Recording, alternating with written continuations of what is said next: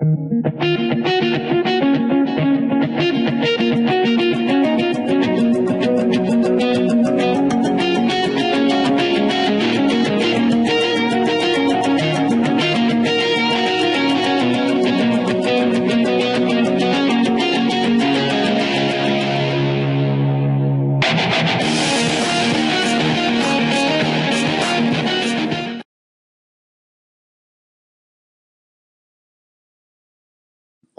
everyone, and welcome to video 6 of our web developing tutorials. In this video we're going to touch more on the different CSS elements or CSS attributes that we can add to elements. We'll start out with the paragraph tag. We're going to take out all the inline styles that were in there, and we're just going to do all of our CSS on the external style sheet. First of all, let's change the text color. Actually, let's just save it and look at what we've got on the screen so we have everything back to the way we had it before. We're going to look at the font styles first, the font family I should say. Right now the default for this browser is a serif font, and by serif we have little accent marks on the lettering in the actual font face itself, so that, see, the H has a little bit of a tail or a hook on the end. That's the serif. So we're going to change those fonts to a sans serif, which removes those serifs. And to do that, we use the attribute font family with a colon, and we're just going to type sans serif in here. And we're doing that for the body, so everything in the body is going to have a sans serif font. If you notice, it changed it, and we no longer have that serif font. We have a sans serif, and sans just means without. We can also change the font size of the page, and we're just going to give it a 18-point font, so a much larger font. And we could go down to a 10-point, which would make it smaller.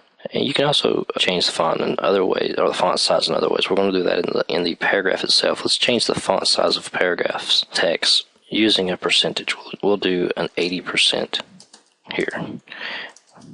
If we do that, now the font size of the paragraph text is actually 80% of the 10-point. So if we could actually explicitly say this is a 12-point, which would make it much bigger. Or we could say a 1.1 EM, and that gives us is it sort of another way of doing percentage. There's other points to use in EM, but you can look at it as a percentage. It's like 1.5 times the size.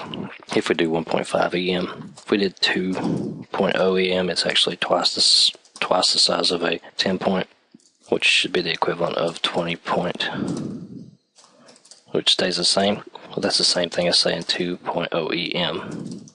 See, the text doesn't change there. Dropping down to 1.0 EM would give us 10-point text in the paragraph, which is normal text. I'm not going to change this and leave it the same as the body text, because that's the normal font size for the body. Let's do a few more things with the CSS. Let's add a border to this paragraph. We're going to add a 1-pixel border that's solid, and it's going to have a color of 444. So each of our paragraphs now have a border, and you can change that border color. We'll make it a little grayer. Now let's add some padding to it. I'll show you what padding does. We'll add a 20-pixel padding, which basically adds some space in between the border, or the outside of the paragraph, and the actual text that is inside of it. Another way to designate your padding, and many other elements in CSS for that matter, is you can do it with two values, which you could say 5 pixels and 40 pixels, and that is going to say that our top and bottom padding is going to be 5 pixels, and our left and right padding is going to be 40 pixels. So if we save that, if you see now, we have a smaller amount of padding on the top and bottom, but a larger amount on the left and the right. You can't really see the right at the moment because the paragraphs are full 100% width of the page. So let's change that. Let's change the width of that paragraph to, let's say, 200 pixels. So now it makes the width of that paragraph much smaller. Let's also add a background color to the paragraph. Let's do something like a beige. Let's do a name color here. And it's almost turned to gray. Let's do a light gray. Still too light or something there. Let's change the background color to using a hex. We'll do 555. No, let's do CCC for a real light gray. And let's change the color inside of it to white. And it's a little bit too, the text color doesn't contrast well with the background. So let's make the background a little bit darker. Let's make it the same as our border color and change our border color to a darker color. There we go, a little bit better. If you wanted to bold the text in there, you can simply do a font weight of bold. That bolds the text. If you wanted to change the left margin of the paragraph and move it over a little bit, you can say margin left 50 pixels. That'll move the whole thing over. If you wanted to change the border radius, so if you wanted some rounded borders, you can use some CSS3 here and say border radius of 5 pixels. One thing to note about the CSS3 though is sometimes you have to specify CSS3 for that is supported in certain browsers and not others. Like Internet Explorer wouldn't be able to use the border radius because it doesn't support it, but Mozilla Firefox would, and you can specify that Mozilla Firefox use a border radius of 5 pixels like that. And WebKit based for browsers like Chrome and Safari, you can specify it for them like that. So now it's still the same. We can also add something called a box shadow, which is another CSS3 technique. And with this, we'll say 0 pixels offset for both the X and Y axes, and we're going to have a radius on the blur of 5 pixels, and the color, we're just going to make it black. So now we have a sort of a shadow under it, and you can see what these two options here do by just modifying them a little bit, and you'll see that the y-axis of the shadow drops the shadow down by 2 pixels. You could actually do a -2 pixels here, and it would pull it up. And then this is the x-axis, so we could do it like that. We have like a drop shadow to the bottom and the right. And the same thing goes for this. Internet Explorer won't really display this because it doesn't have that, well, at least not up to 8. I don't think 9 does either. Maybe it does. So we can do Mozilla border radius, or box shadow, sorry, and just use the same values, and it would work on Firefox. And actually, I think the later version of Firefox and Chrome, they don't even need these, but I always put those in there for safe measure.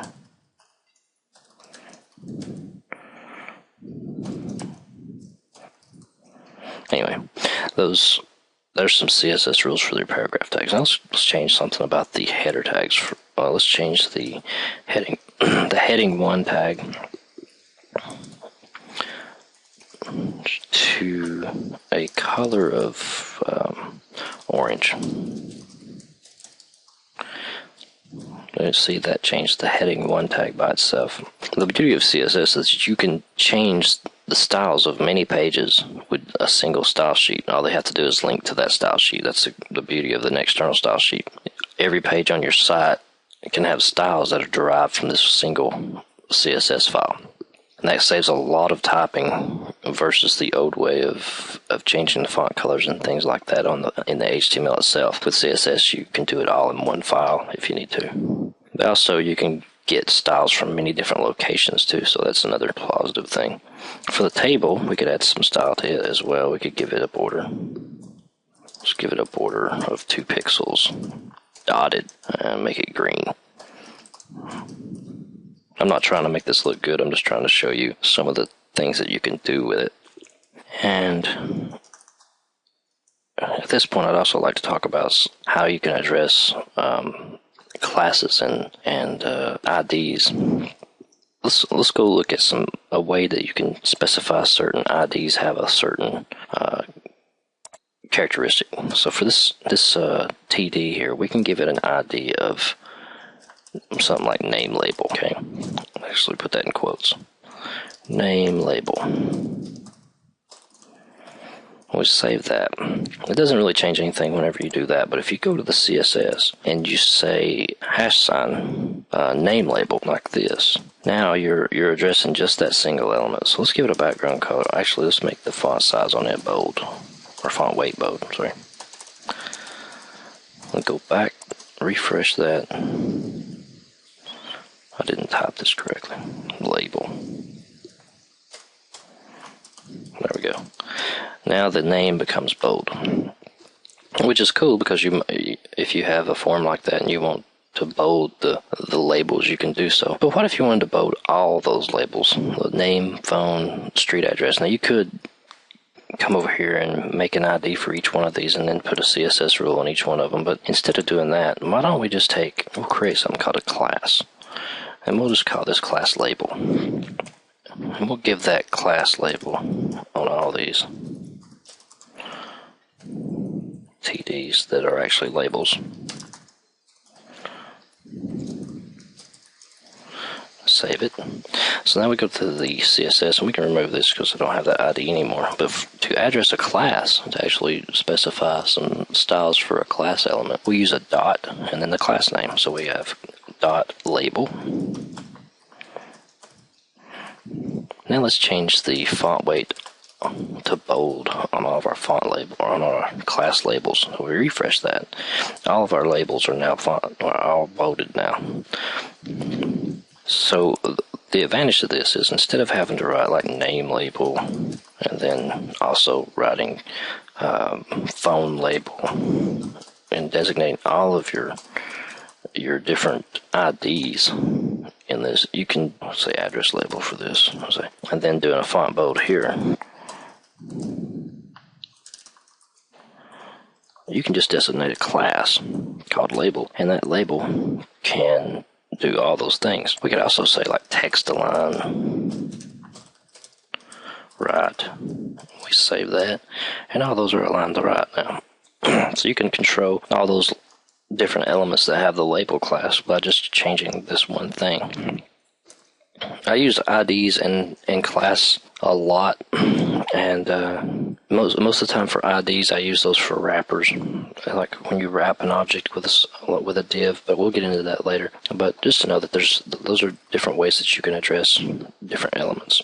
There's also some little tricks that you can use, like for when you hover over an element, you can say the element tag name : hover and give it some different style here. Let's say the background color is going to change to black, and the color itself is, the color is already white, so we don't have to worry about that, but this will change the background color to black when you hover over a paragraph. So if we refresh this, now see when you hover the mouse over the paragraph, it turns the background to black. You could also say cursor is a pointer, and then when you hover over, your mouse cursor is going to turn to a pointer, so that you can control the mouse pointer itself even. So there's just a few cool things that you can do with CSS. We're going to keep going, and I'm just going to show you a few things in the next video about some extra or some new HTML tags that we can use, and then we'll apply some CSS to those, and we're just going to learn a few as we go. And hopefully you'll pick up on a few others along the way. I hope you enjoyed the video. Please subscribe.